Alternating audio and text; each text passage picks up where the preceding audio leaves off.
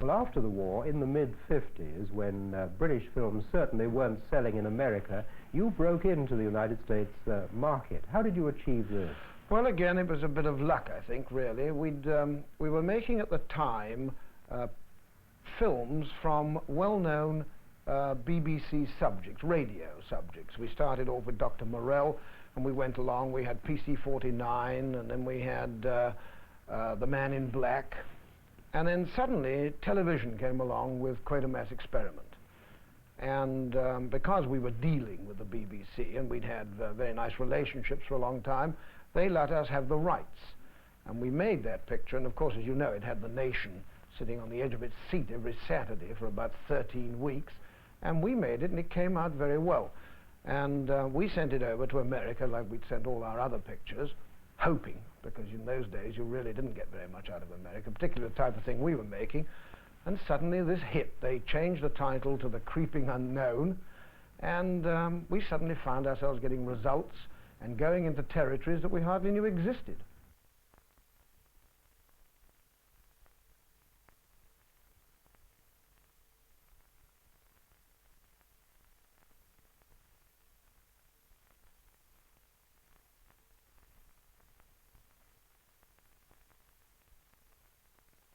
Why do you think that horror has been such a success? Well, it's been a success for years.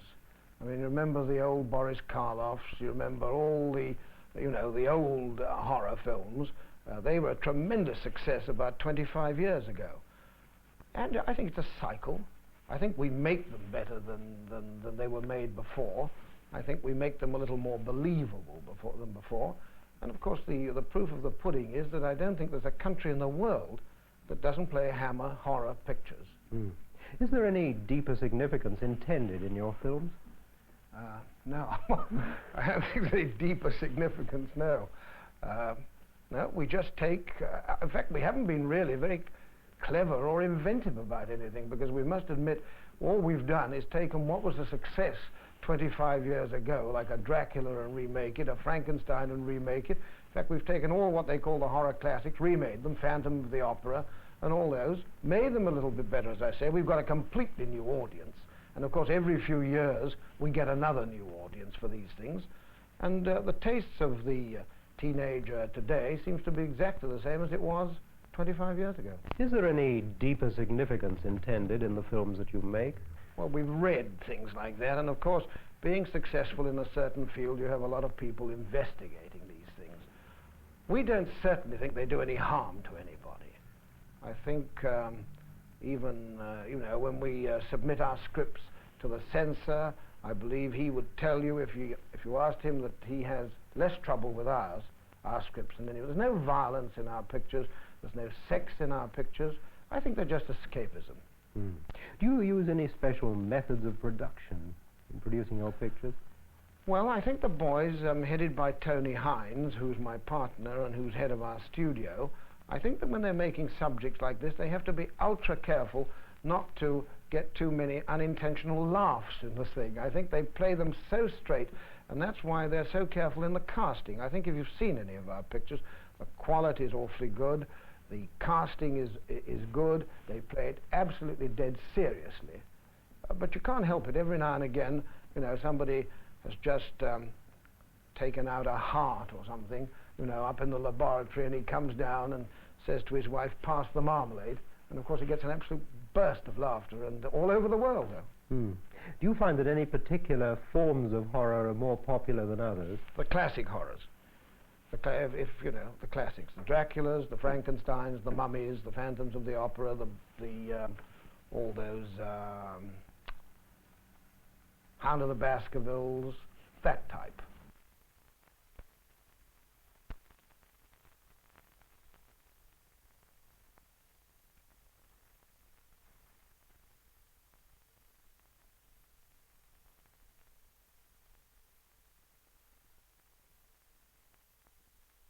Well, as a showman, do you guide the publicity campaigns yourself? Yes.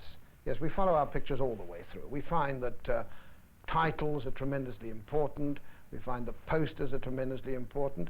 And we also find, like I think in every other business, if you bring in the man who's buying onto the ground floor and you create the publicity campaign with him, as we do with the major circuits in this country, and then we follow it through with incentive schemes for managers. In other words, if a manager does a particularly good business, he gets a prize. It pays off very greatly.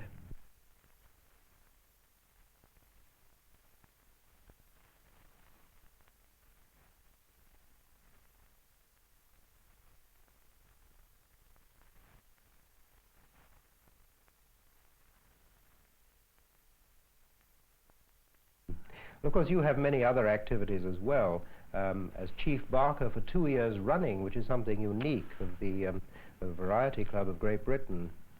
Yes, that's a great love of my life. This is, as you know, charitable work for poor kids. It's really run by everybody in entertainment business, and started, as you know, 14 years ago with about 11 Americans. C.J. Latter started it all over here.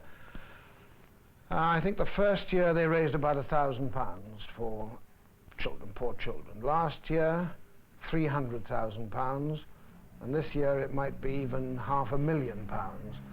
It's a worldwide movement. There's, I think, 34 clubs doing the same sort of thing, mostly in America, but this, the British Club, is easily the biggest and the greatest of all. And the wonderful thing about it is that, you know, there's nobody refuses you anything, whether it be an actor, whether it be anybody in the business. They all rally around and help this. It's a great cause. Talking about children, this seems to be the one section of the film-going public that we haven't talked about yet.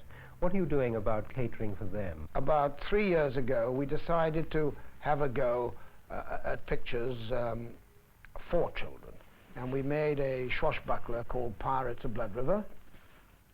Then we followed it up last year with the what's it called? Scarlet Blade, that's right.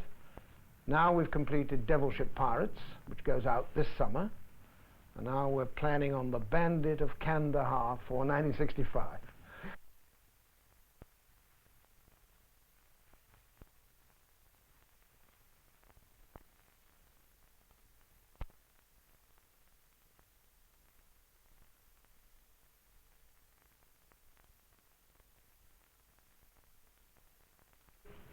Well, I'm an optimist. I always have been an optimist. I've been in the business all my life. You know, the industry's had its ups and downs, but I think it's bright.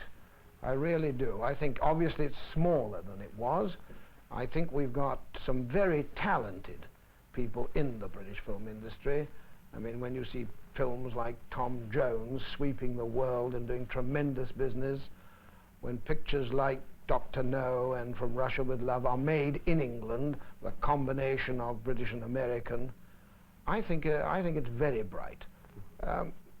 Again, you know, our sort of pictures aren't the answer to the film industry at all, to a problem, but we fit in very nicely when there isn't a Bridge on the River Kwai or when there isn't a Lawrence of Arabia. You can't have those every week because nobody could afford to make them for every week. But when those are not around, then we come along with a picture or two, and